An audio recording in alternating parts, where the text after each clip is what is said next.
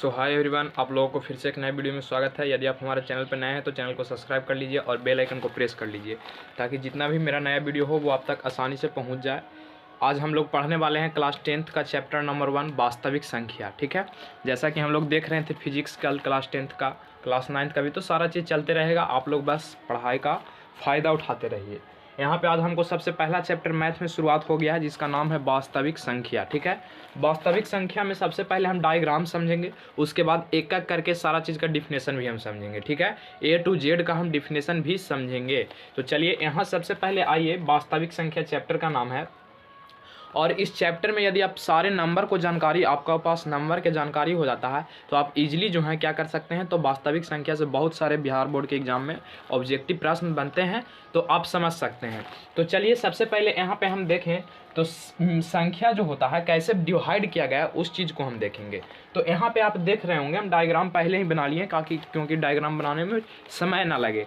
तो देखिए सबसे पहला जो होता है सम्मिश्र संख्या होता है जिसको हम लोग कॉम्प्लेक्स नंबर बोलते हैं। ठीक है, कॉम्प्लेक्स नंबर जिसको बोलते हैं तो कॉम्प्लेक्स नंबर होता है। ठीक है, और यहाँ पे आप ध्यान दीजिएगा, सम्मिश्र संख्या जिसको बोलते हैं, सम्मिश्र संख्या के 2 वर्गों में बांटा गया है। सम्मिश्र संख्या के कितने वर्गों में बांटा गया है? 2 वर्गों में बांटा गया है। पहला बांटा गया है वास्तविक संख्या। वास्तविक संख्या के इंग्लिश में हम लोग बोलते हैं रियल नंबर। ठीक है, कौन सा नंबर बोलते हैं? तो रियल नंबर बोलते हैं। और काल्पनिक संख्या, दूसरा क्या? सम्मिश्र संख्या के 2 भाग है, एक वास्तविक संख्या जिसको रियल नंबर बोलते हैं, दूसरा वास्तविक काल्पनिक संख्या जिसको इमेजिनरी नंबर बोलते हैं।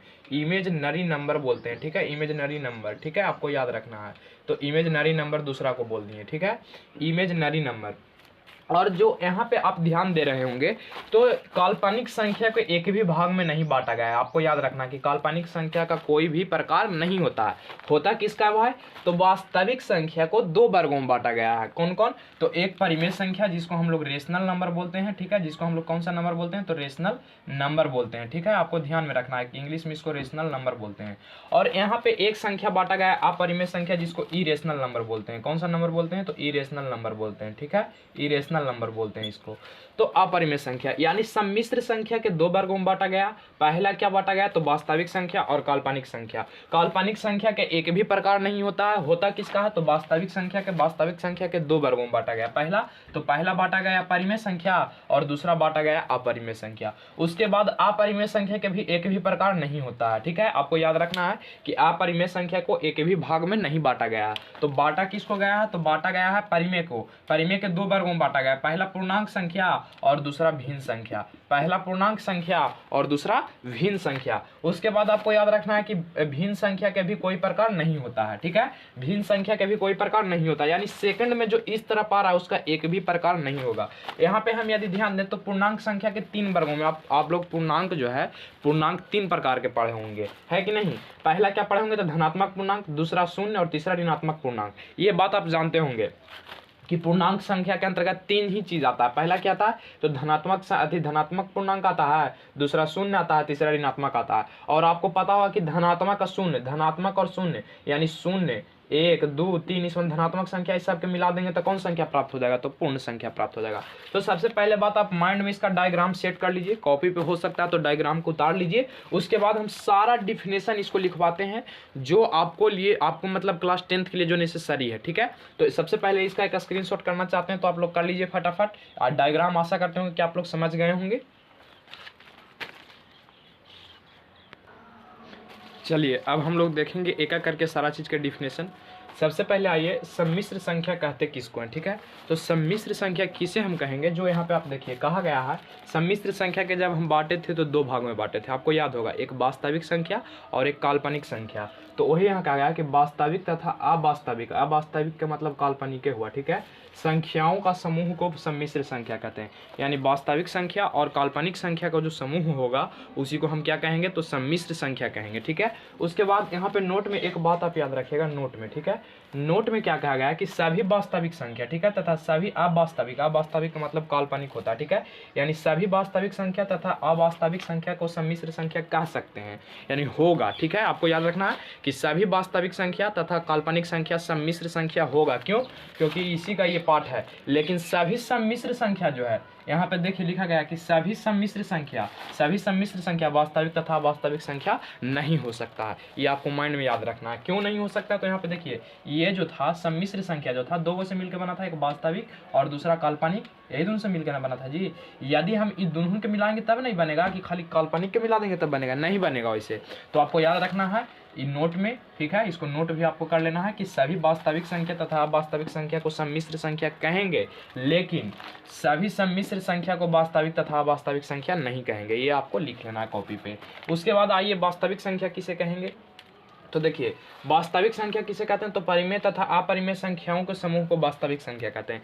यानी जितना भी परिमेय तथा अपरिमेय संख्या का समूह होगा, जैसे यहाँ पे आप जैसे में लिख सकते हैं, यहाँ पे ब्रैकेट में करके जैसे में आप लिख लीजिएगा, जगह नहीं है यहाँ पे लिख देते हैं। जैसे परिमेय संख्या का उदाहरण आप एक आधो को बोलिए तो 5/3, ठीक है, 8/12।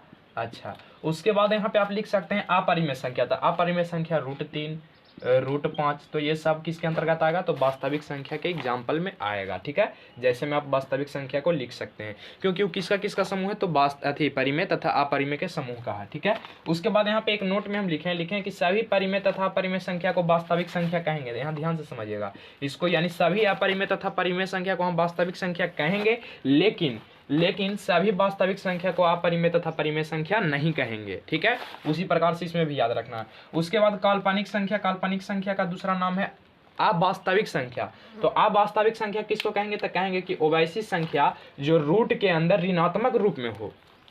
अब जैसे में इसका देखते हैं भाई कि जैसे में इसका पहले क्या होगा उसके बाद डिफिनेशन देखेंगे। तो कहा है कि रूट के अंदर अथी में हो, किस चीज में हो, तो काल्पनिक रूप में हो। तो देखिए, तो आप जरा सोचिए, दिमाग लगाइए कि -16 के कभी भी आप वर्गमूल पढ़े हैं, नहीं पढ़े हैं, लेकिन 16 के पढ़े हैं। 16 के कहते तो आप कितना बताते हैं, 4 बताते हैं, लेकिन ये काल्पनिक लग जाते हैं 4i लगेगा, आई करके निकलता है, जो आपको क्लास 11th में पढ़ना है।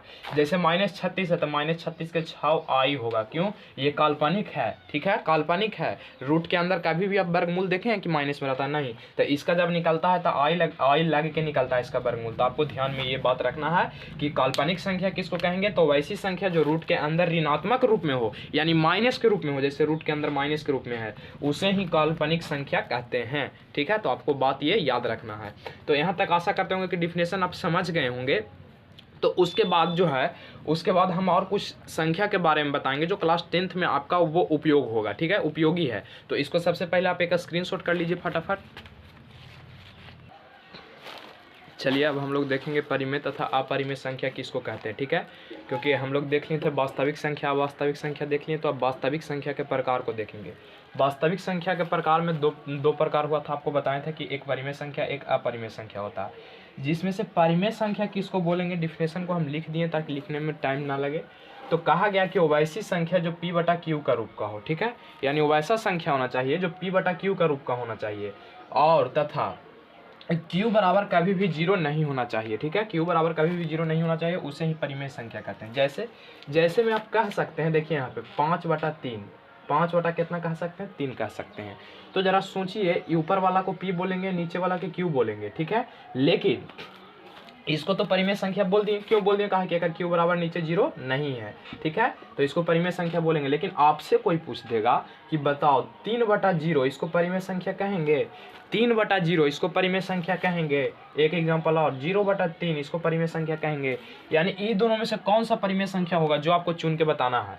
तो आप कहिएगा कि परिमेय संख्या तो बताए थे p/q का रूप का होता है, चलो बात हम मान लिए p/q का रूप का होता है, चलो। लेकिन एगो हमको शर्त दे दिया था, शर्त क्या दिया था कि q बराबर 0 नहीं होना चाहिए। तो देखिए, तो ये q बराबर 0 हो गया है, तो ये तो परिमेय संख्या होगा नहीं। यहाँ आते हैं तो यहाँ q बराबर देखिए तो 3 है, तो ये परिमेय संख्या होगा, क्योंकि हमेशा परिमेय संख्या यही कहता है कि नीचे में 0 कभी भी नहीं रहना चाहिए, नीचे में 0 भी कभी भी नहीं रहना चाहिए। जैसे 8/15, ठीक है, 12/16, ठीक है। और यदि देखिए यहाँ पे आपको ध्यान रखना है कि यदि 3/0 कह दे या 5/0 कह दे तो ये कदापि भी परिमेय संख्या नहीं होगा। ये जैसे में आपको बाद में याद रखना है कि जेकर बटा में 0 आ गया और अपरिमेय संख्या नहीं कहेंगे, ठीक है। जैसे दे देता हमको ऐसे कि 16/25 √16/25, तो 16 का वर्गमूल 4 होता है, 25 का वर्गमूल 5 होता है, 4/5 ही परिमेय संख्या होगा, ठीक है। लेकिन कोई यदि आपसे कह देता कि बताओ -√16, तो अभी बताए थे कि काल्पनिक संख्या है, ये होगा नहीं, ठीक है। तो आपको याद रखना है परिमेय संख्या के जैसे में इतना चीज। उसके बाद आइए अपरिमेय संख्या किसको कहेंगे। तो अपरिमेय संख्या क्या होता है कि वो वैसी संख्या जो p बटा क्यू के रूप के होगा, ठीक है, p बटा क्यू के रूप के होगा, q बराबर 0 नहीं होगा, एहू में वही शर्त होगा, लेकिन इसको मैं एक बात ही दे दिया, शर्त क्या जाए कि पूरा पूरा वर्गमूल नहीं निकलेगा। जैसे में यदि हम आपसे बोल दें कि बताइए कि रूट पाँच का पूरा पूरा वर्गमूल निकाल सकते हैं, नहीं निकलेगा। रूट तीन का पूरा पूरा वर्गमूल निकाल सकते हैं, नहीं निकलेगा। रूट तीन बटा दो रूट तीन के वर्गमूल निकलेगा, नहीं निकलेगा। फिर कहा है रूट 7 माइनस रूट 2, ये कभी भी दोनों के वर्गमूल कोई के निकलेगा नहीं, तो इत्यादि। तो आपको एकदम सीधे से याद रखना है कि अपरिमेय संख्या में कभी पूरा पूरा वर्गमूल नहीं निकलेगा, ठीक है। तो उसी को क्या बोलेंगे, अपरिमेय संख्या बोलेंगे। तो यहाँ तक क्लियर है बात, परिमेय तथा अपरिमेय। इस पे एक स्पेशल वीडियो भी हम लाएंगे कि कैसे हम अपरिमेय परिमेय को पहचान सकते हैं, ठीक है। तो सबसे पहले इसका एक स्क्रीनशॉट करिए, उसके बाद बढ़ते हैं हम आगे डिफिनेशन में, जो हम डिफिनेशन बोले थे लिखाने के लिए। फटाफट इसका स्क्रीनशॉट करिए आप लोग। चलिए अब यहाँ हम देखेंगे पूर्णांक संख्या और भिन्न संख्या में क्या अंतर है। तो देखिए पूर्णांक संख्या किसको हम लोग बोलेंगे, तो पूर्णांक संख्या कहते हैं कि शून्य के साथ धनात्मक संख्या तथा ऋणात्मक संख्या के मिलाने से जो समूह प्राप्त होता है उसे पूर्णांक संख्या कहते हैं। यानी कि शून्य के साथ धनात्मक संख्या ऋणात्मक संख्या एक साथ कर देंगे तो कौन संख्या प्राप्त होगा, तो पूर्णांक संख्या प्राप्त होगा। जैसे में आप ऐसे इस प्रकार से लिख सकते हैं कि -1 -2 यहाँ पे हम लिख सकते हैं क्या, तो यहाँ पे 0 होगा, यहाँ पे -1 होगा, यहाँ पे -2 होगा और यहाँ पे -3 होगा। यहाँ पे आगे बढ़ेगा तो 1 होगा, 2 होगा, 3 होगा, डॉट डॉट डॉट इंडेफिनिट तक बढ़ेगा। और एहू कहाँ तक बढ़ेगा, तो एहू जो है डॉट डॉट डॉट कहाँ तक बढ़ेगा, इंडेफिनिट तक बढ़ेगा। आपको याद रखना है एग्जाम्पल के थ्रू। अच्छा मैं आपसे एक बात पूछना चाहता हूँ, देखिए बहुत से बच्चे कन्फ्यूज हो जाते हैं कि -3 बड़ा कि -8 बड़ा, -3 बड़ा कि -8 बड़ा। माइनस के लिए हम समझा दे रहे हैं, कोई यदि आपसे पूछेगा तो ऐसे 6 क्लास में ये पढ़ना था। तो आपको कौन इसमें से बड़ा होगा, कमेंट बॉक्स में छापिए तो कि -3 बड़ा कि -8 बड़ा। तो आपको याद रखना है, यहाँ पे समझना है कि हमेशा जो होगा माइनस में जो छोटा होगा वो सबसे बड़ा होता है, ठीक है, सबसे बड़ा होता है। और माइनस में जो सबसे बड़ा होता है वो सबसे छोटा होता है। क्यों होता है, ये व्यक्ति जो है -3 रुपया कर्ज में है, ये जो है बी जो व्यक्ति है -8 रुपया कर्ज में है, ठीक है। तो कौन बड़ा हुआ, बड़ा हुआ ए, क्यों, क्योंकि कम कर्ज लिया है। और छोटा कौन हुआ, बी कितना कर्ज लिया, -8 रुपया कर्ज लिया। तो आपको याद रखना है कि माइनस में जो जितना बड़ा होगा वो उतना छोटा होगा और जो जितना छोटा होगा वो उतना बड़ा होगा। ये बात थोड़ा सा याद रखिएगा, इन्हें कि कोई पूछ देता माइनस से, जो माइनस में बड़ा रहेगा सबसे बड़ा कि -12 बड़ा कि -15 तक आ देना -15, बात गलत हो जाएगा। यहाँ पे आपको ध्यान में रखना है। तो यहाँ पे आप ध्यान रखना है कि शून्य धनात्मक संख्या ऋणात्मक संख्या को मिला देने से जो समूह प्राप्त होगा उसी को हम क्या कहेंगे, तो पूर्णांक संख्या कहेंगे, ठीक है। जैसे के थ्रू आप देख सकते हैं 0 -1 -2 -3 इंडेफिनिट तक, इधर 1 2 3 4 इंडेफिनिट तक। तो यहाँ तक बात समझ में आ गया। भिन्न संख्या आप समझते हैं, भिन्न संख्या किसको कहेंगे, तो वैसी संख्या जो अंश तथा अंश बट्टा हर के रूप में रहे, ठीक है। यहाँ पे गलत लिखा गया, अंश बट्टा होता, ठीक है, अंश बट्टा, ठीक है, अंश बट्टा हर के रूप का होगा, अंश बट्टा हर के रूप का होगा। देखिए अंश, इसको ऊपर वाला के क्या बोलेंगे, यहाँ पे एक एग्जांपल के थ्रू आप समझिए, एग्जांपल के थ्रू हम आपको समझाते हैं। 3/5 था तो ऊपर वाला के अंश बोलेंगे और नीचे वाला को क्या बोलेंगे, हर बोलेंगे। ये बचपन से यहाँ पढ़ते आ रहे हैं कि ऊपर वाला के अंश बोलेंगे, नीचे वाला के हर बोलेंगे। तो अंश बट्टा हर के रूप में होगा, उसी को हम क्या कहेंगे, भिन्न संख्या कहेंगे। लेकिन एक बात इसको मैं नोट में आपको याद रखना है कि इसका यानी किसका, भिन्न का, हर कभी भी 0 और 1 नहीं होगा। यदि कोई आपको दे दे कि बताओ 5 जो है भिन्न संख्या का उदाहरण है, तो कहिएगा नहीं, कितना कहेगा, क्या रे एक नीचे कुछ ना तो 1 है, लेकिन ई कहता है कि गलत बात है। ये क्या कहता है, गलत बात है। एक नोटे में कहता है कि कभी भी इसका जो है हर जो होगा 0 और 1 के बराबर नहीं होगा। तो देखिए यहाँ 1 है तो ये भिन्न नहीं होगा, ये कोची होगा, तो ये भिन्न नहीं होकर के क्या होगा, तो परिमेय संख्या होगा,